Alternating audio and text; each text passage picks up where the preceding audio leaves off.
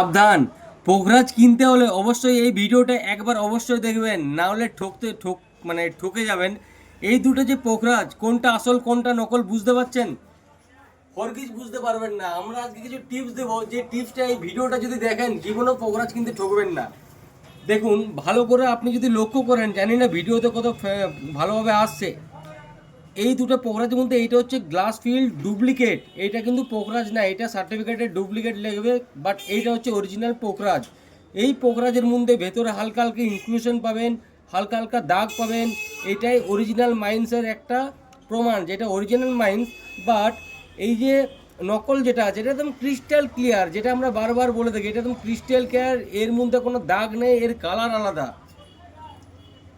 সব সময় রত্ন, অনেকে বলেন না রত্নের ভিতরে দাগ আছে, রত্নের ভিতরে দাগ অবশ্যই থাকবে, ওটাই রত্নের অরিজিনালিটির একটা প্রমাণ।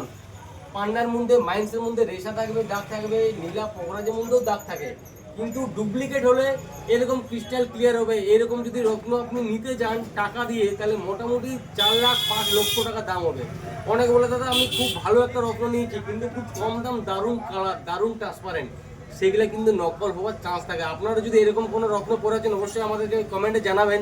আর এরকম নেক্সট কোন ভিডিও বানাবো অবশ্যই আপনারা জানাবেন, আর পেজটা ফলো করবেন এরকম জ্যোতিষ আর অ্যাস্ট্রোলজারের পরপর কন্টেন্ট পাওয়ার জন্য। ধন্যবাদ।